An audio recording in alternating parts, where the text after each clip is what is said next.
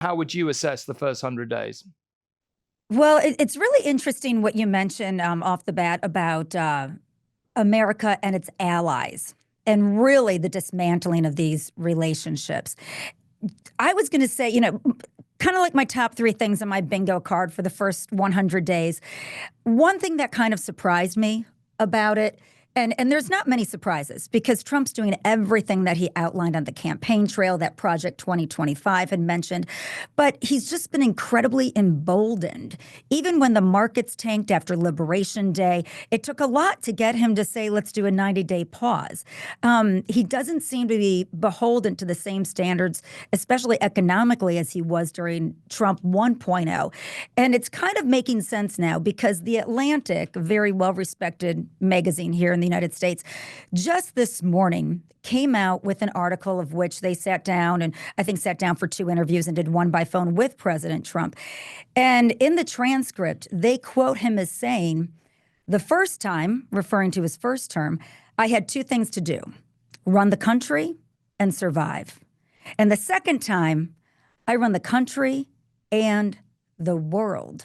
So I think that is really a stark statement that speaks to how emboldened he is, which comes to the next thing within the 100 days that I've been really just very, very sad about, is that the unchecked brazen power that he's conducted, not just with executive orders, but his approach to educational institutions, cultural institutions, the judiciary system, bucking the justices' decisions.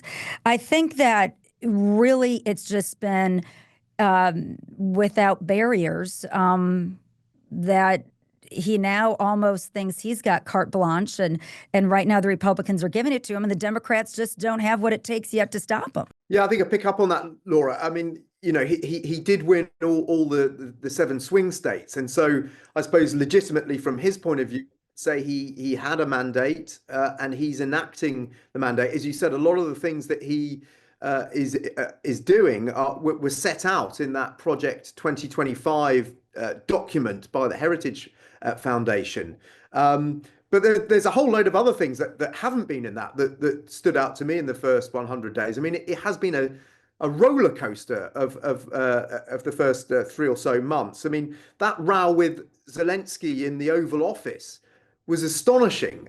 I don't think I've ever seen anything quite like that on the kind of international stage, sort of lecturing, almost sort of to the point where you wondered if they were going to start trading blows at some point. And then the tariffs as well, with the so-called Liberation Day on April the 2nd.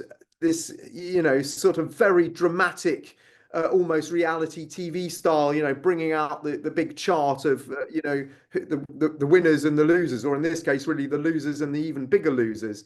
Again, another classic bit of Trump theatre, designed to kind of dominate the news agenda and the news cycle, but also, as you say, sort of projecting his will on the rest of the world, really, and it'll be fascinating to see how that plays out. And then we've had his involvement with Gaza, with Ukraine, and that's before we talk about the kind of constitutional crisis that is unfolding with his pretty kind of flagrant disregard for the opinions of federal judges and so on when it comes to immigration. So it has been an extraordinary first 100 days. Any one of those stories on their own, the dismantling of entire departments of the federal government, for example, would have been a huge dominating story. But it feels like there's been one of these almost every week. Yeah, I mean, I don't want to be too contrarian and recognizing, Laura's and Dan's smart points, but I do wonder if sort of 100 days is sort of premature to make a judgment. Tom, you and I will remember when we were teenagers how, in the early days of the Ronald Reagan presidency, in fact, throughout much of those 8 years, he was widely seen in Europe and in Britain as, almost a comical figure, a wildly controversial as well, and unpredictable. And therefore, to try and avoid groupthink, I sometimes do a thought experiment. I sort of ask myself, well, suppose there is a ceasefire in Ukraine that is sustainable. I suppose these very low migration rates on the southern border are sustained. Suppose he does strike trade deals with Japan, India, South Korea, and then Britain and the EU, and then suddenly sort of AI improvements and productivity developments kick back into the US economy, perhaps we would reevaluate Trump differently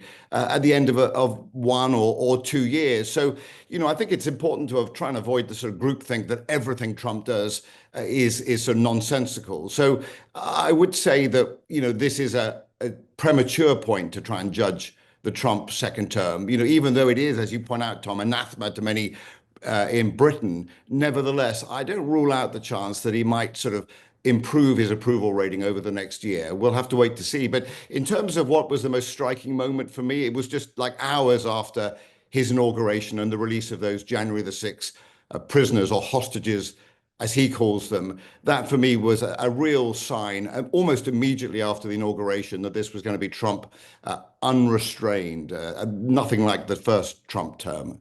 And on that, Robert, I think that's something I learned most in this first 100 days. You're right. It's just a snapshot. There's about 1,300 left to go.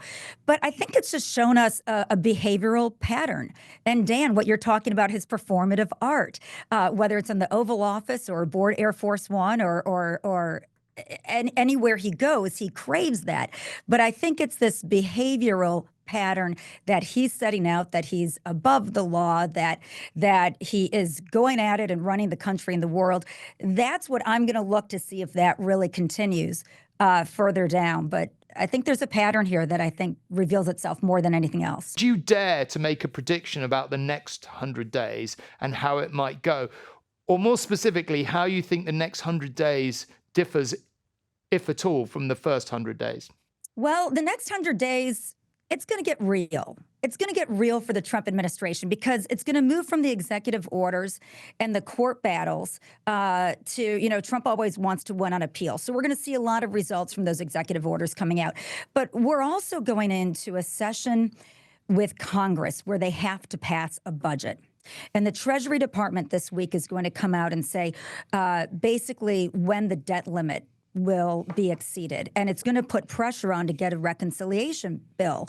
And that's something that the Speaker of the House is down talking to the president about today. They may have cuts to Medicaid. They may have cuts to Social Security. How will the Republicans in Congress be able to stomach that in order to pay for all the tax cuts and the other things Trump wanted to put into place? So I think this is where it gets real because Congress has to put that package together. They've got to get the votes to pass it. And, like to Robert's point, just talking about 28, Trump's most likely not running again.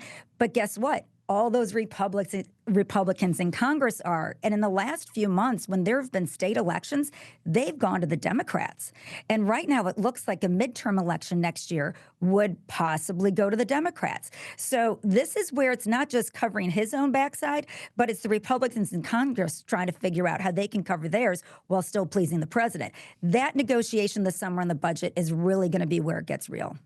Yeah, I think Laura's right, and the kind of chickens coming home to roost in terms of prices, inflation here, but also just in terms of shortages. I mean, we've seen stories about sort of half-empty ships leaving China, heading to the US because Chinese manufacturers have decided just not to send stuff because of the tariff situation.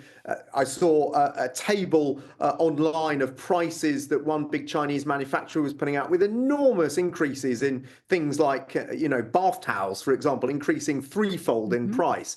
So I think a lot of that economic pain is yet to come, and that will feed through to real Americans who will start to wonder, hang on, what on earth is going on here?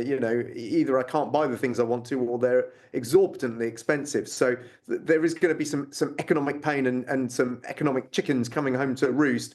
And, if his approval rating is bad now, then, I think we can expect it might get even worse. Yeah, excellent point, Dan. I mean, that issue of, and Laura as well, both make excellent points about how the supply chain, issue, that is going to be potentially the story of the next 100 days. You can cause disruption with those tariffs on day one, but you're only going to see the impact perhaps over the next 3 months or so. Look, I'm going to be watching that. I'm going to be watching Ukraine. Can he pull off a ceasefire, however sort of compromised it is in terms of whether he swallows the Russian narrative. I mean, that is such a critical issue in terms of whether kind of Europe can move forward beyond that conflict.